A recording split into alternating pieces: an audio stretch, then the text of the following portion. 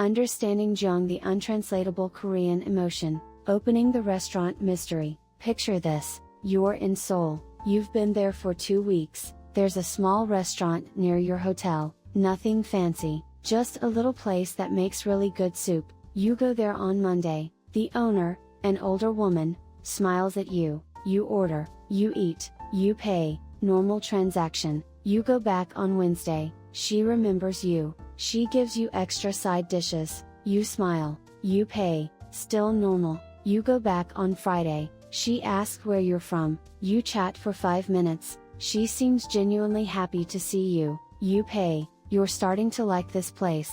Then you go back on Sunday, 4th visit in 2 weeks, you order your usual soup, when the bill comes, she waves her hand, no charge, free. You're confused, you insist on paying, you pull out your wallet, she looks almost offended, she refuses, you try again, you don't want to take advantage, she actually looks hurt now, she says something in Korean and walks away, you leave money on the table anyway, you feel weird about it, the next time you go, she won't even look at you. What just happened? You violated Jeong, and today, I'm going to explain what that means. Part 1. What is Jeong? Jeong is a Korean emotion that has no direct translation in English. It's not love, it's not affection, it's not friendship, it's not attachment, it's all of those things and none of those things. Let me try to explain it. Imagine you have a coffee mug, you bought it 10 years ago, it's chipped, the handle is cracked, there are newer, better mugs in your cabinet, but you keep using this one, every morning, this specific mug. Why? You can't really explain it, it just feels right, it's your mug, you have history with it, that feeling. That's the beginning of understanding Jeong. Now multiply that feeling, apply it to people, to places, to experiences, that's Jeong. Part 2. How Jeong forms. Here's what Americans don't understand. In America, relationships are built through shared interests, shared values, or shared goals. You become friends with someone because you both like hiking, or you both work in tech, or you both went to the same college. There's usually a reason, a logical connection. Jeong doesn't work that way. Jeong forms through proximity and repetition. That's it. You don't need to like someone for Jeong to develop. You don't need to have anything in common. You just need to share space and time.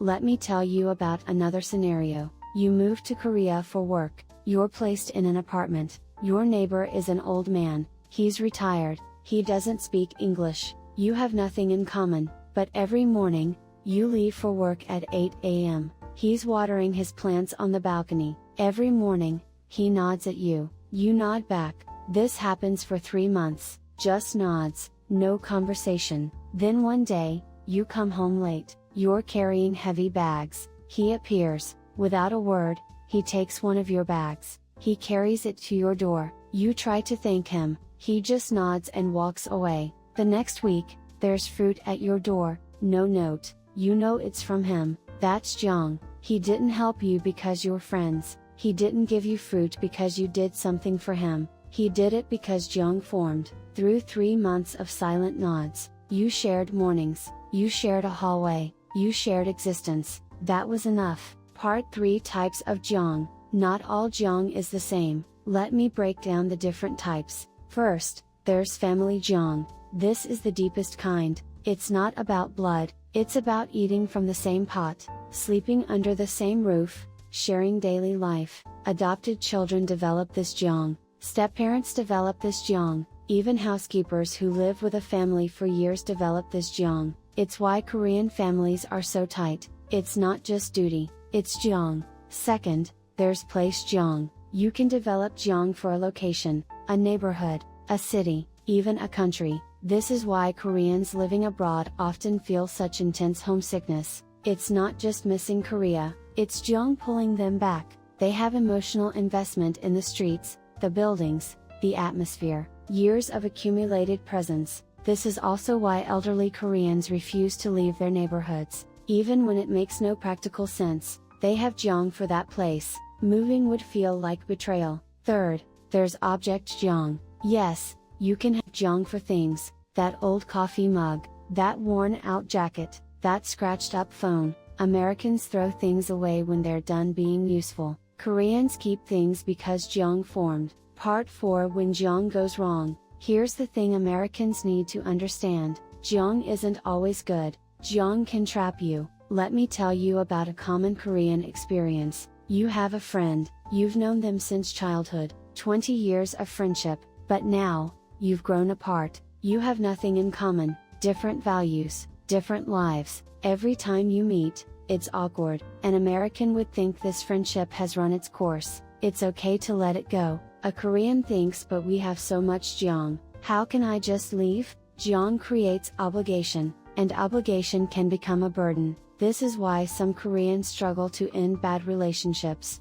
not because they love the person, because jeong makes leaving feel impossible. There's even a phrase for this, when jeong is completely exhausted, when you've reached your limit. But even then, ending it feels wrong, because jeong is supposed to be unbreakable. Another dark side of jeong, it can enable bad behavior. Jeong can be beautiful, but it can also be a cage. Part 5. Jeong versus American culture. Let me explain why this concept is so foreign to Americans. American culture is built on individualism and choice. We value independence. We value rational decision making. We value clear boundaries. We ask, does this relationship serve me? Does this bring me joy? Is this worth my time? If the answer is no, we leave. Clean break, no guilt. Korean culture, through jeong, says the opposite. The question isn't whether something serves you, the question is whether jeong exists. If jeong exists, you stay, you care, you maintain, even if it's hard, even if it doesn't make sense. Part 6. How to navigate jeong. So you're an American in Korea, or you're trying to understand Korean culture. How do you navigate jeong? First, recognize when jeong is forming. The signs are subtle. Someone remembers small details about you. Someone goes slightly out of their way for you. Someone includes you without asking. Free food, extra help, unsolicited advice. These aren't random acts of kindness. These are expressions of jeong. Second, don't overthink. This is crucial. Americans love to express gratitude. We say thank you constantly. We want to acknowledge everything, but when someone acts from jeong, excessive thanks makes it weird, because jeong isn't a favor, it's not a transaction, it's natural expression of connection. Imagine your sister gives you a ride. Do you profusely thank her and offer gas money? No, that would be weird. She's your sister, of course she gives you a ride. That's how jeong works. A simple thank you is enough, then move on. The relationship continues. Third, don't try to even the score. Americans hate feeling indebted. If someone does something for us, we immediately want to reciprocate. Balance the scales. Jeong doesn't work that way. If someone with jeong for you gives you something, don't rush to pay them back. That treats it like a transaction. Instead, when an opportunity naturally arises, you'll do something for them, not to balance, just because jeong flows both ways. Fourth, understand that jeong takes time. You can't force it, you can't create it through one grand gesture. Jeong accumulates through consistent, repeated, mundane interactions, showing up, being present, sharing space. That's how it grows. Fifth, respect when jeong exists between others. If you're working with Koreans,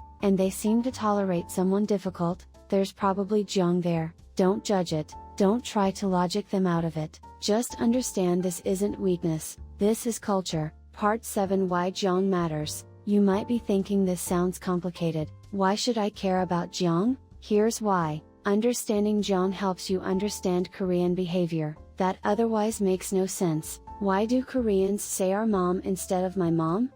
Jeong, the family unit is one entity. Why do Korean friends get offended if you don't answer their calls? Jeong, connection requires availability. Why do Koreans keep going to the same restaurant, even when there are better options? Jeong, that restaurant has history, but beyond understanding Korea, jeong offers something valuable. In American culture, we've optimized everything. We swipe left on people, we Marie Kondo our belongings, we cut off relationships that don't spark joy. This has benefits, efficiency, freedom, choice, but it also has costs, loneliness, disconnection, constant searching for better. Jeong offers a different way. What if you stayed? What if you invested? What if you let attachment form, even when it's not optimal? What if you kept that old coffee mug because it's yours? What if you stayed friends with that person because you have history? What if you remained loyal to that place because it shaped you? There's something beautiful in that, something that our optimized culture has lost. Jeong is irrational, inefficient, sometimes burdensome, but it's also deep, meaningful, lasting. It's the antidote to our disposable culture. Welcome to Korean culture. Welcome to Jeong.